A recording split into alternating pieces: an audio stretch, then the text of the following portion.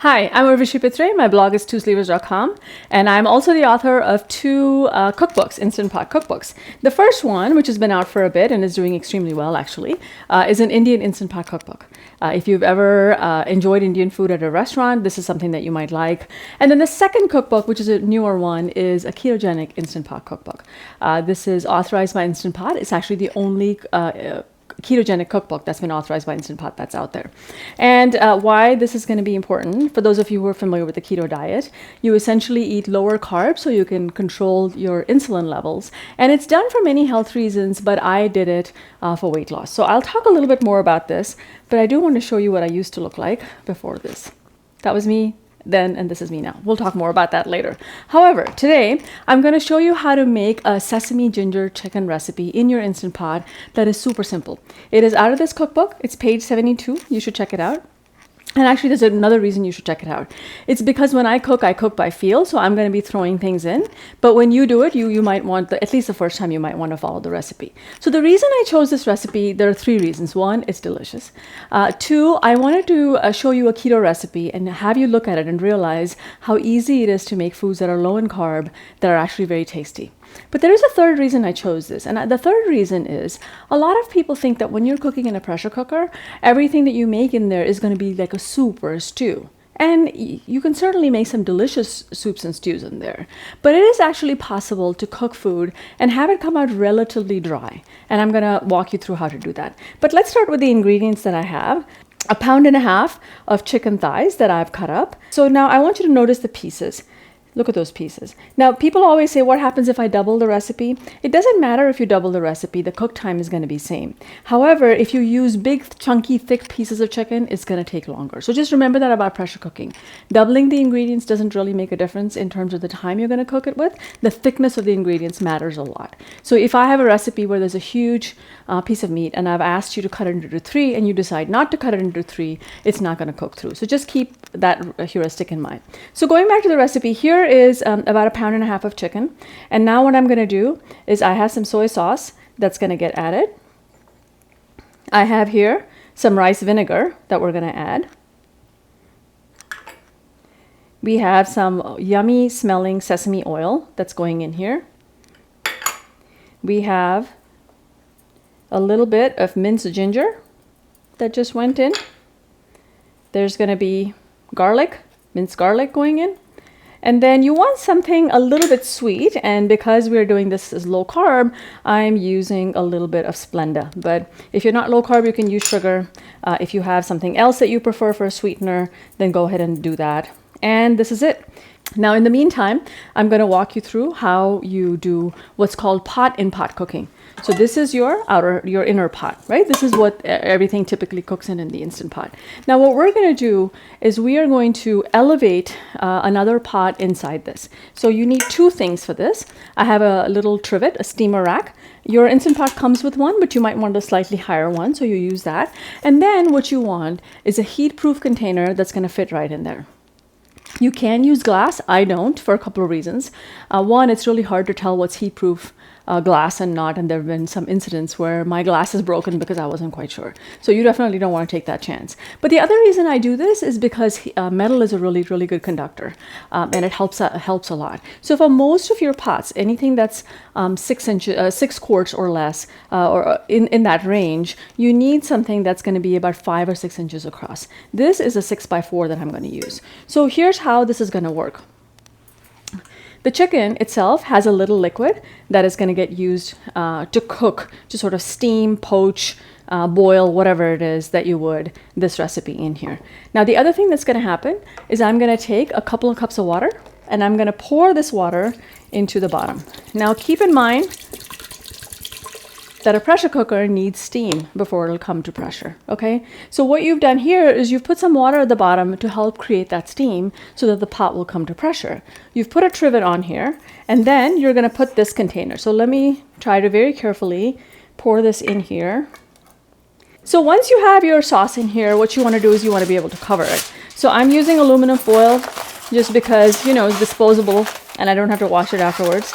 But they make little silicone lids that are also work. So silicone, is fairly heat proof and it doesn't get damp, etc. So I'm covering this. Now I want you to understand what's going to happen. Because it's lifted and it's not sitting directly on the pot, it's going to take longer to cook this chicken than if you had put it directly into the liner.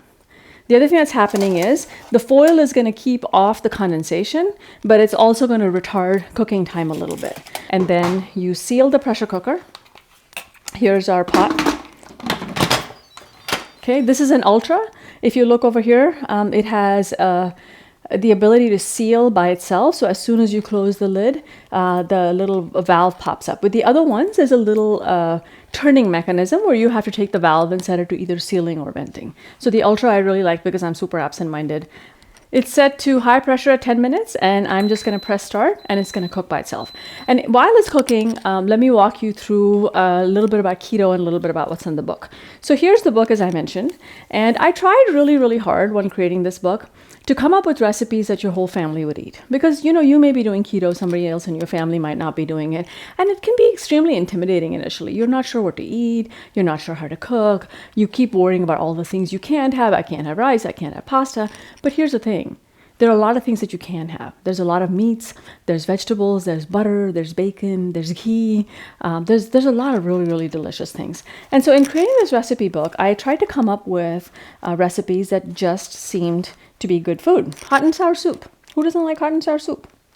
Summer vegetable soup, a hamburger stew. So there are a bunch of recipes in this book. And what I tried to do, as I said, was come up with recipes that are just good tasting food, that are simple, that allow you to pour things in, that have dinner on the table in less than an hour. And if you have family members who are not keto or low carb, you can simply add rice, pasta, potatoes, some kind of a side dish that's higher in carbs. But let me talk a little bit about this woman. So, interestingly, people will look at this and they'll look at my face now and they'll say, you're much happier now. And I think this is something you tell people who've lost a bunch of weight, because the fact is I was pretty happy then too. I was just fat.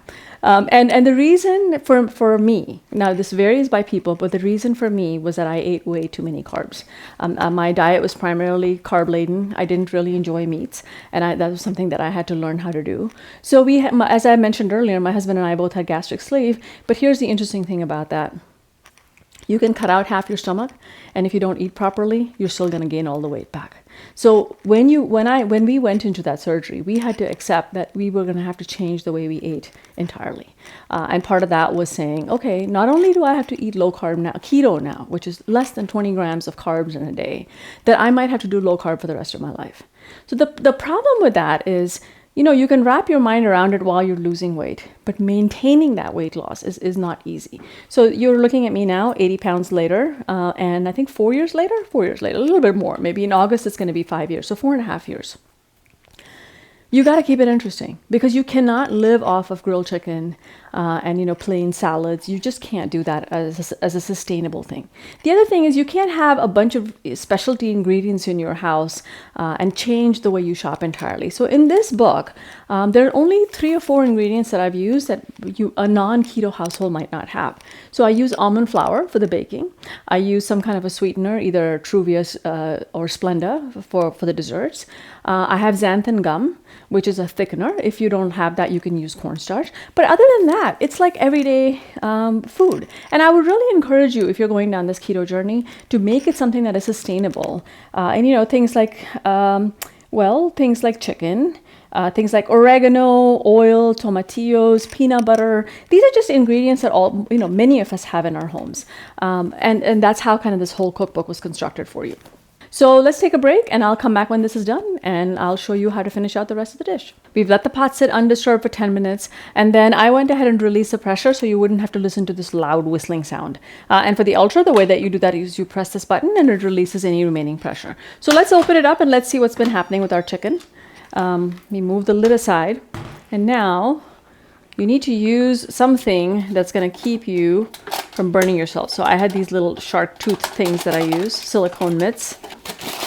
Okay, there we are. Our chicken actually looks quite well done, and you can just test it to make sure. Yep, See, the nice thing about this is it's not falling apart. So there's like solid pieces of chicken, and you see there's not a whole lot of soup. You could take it out. You could serve the chicken by itself. It's obviously coated in flavor, but we're going to use a little bit of the chicken and a little bit of the sauce as well. So what I'm going to do is I have this little trivet down here.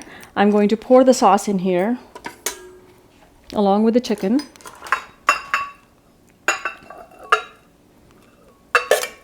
And I hate that noise these things make. Let us move this out of the way so that we can actually get a better view of our food. And then what we have here is we have a couple of bowls of cucumber noodles. So this is just raw. I haven't done anything to it, just spiralized it and placed it in here. Now some people like to have salt on it. I tend not to do that. And you're just gonna lay your chicken on here. So basically in that little time where all you had to do was mix and stir and press a few buttons, you have managed to make a delicious, low carb, very tasty sesame ginger chicken. So we're gonna put our chicken on here. Let me finish that. And let's pour in a little bit of sauce for each serving. There's enough chicken here for another couple of servings. This dish makes about 4 servings. Okay, there we are. Give your guests a couple of chopsticks and you're ready to go. There's your sesame ginger chicken right there with the zoodles at the bottom and a little bit of sauce on top. So again, I'm Urvashi Pitre. My blog is TwoSleevers.com. And this recipe is out of the Keto Cookbook. It's page 72. So I hope you'll check it out. It's one of 75 plus recipes in here that'll help you eat healthy, that'll help you eat low carb, and that will help you follow the same diet that I did when I lost all the weight that I did.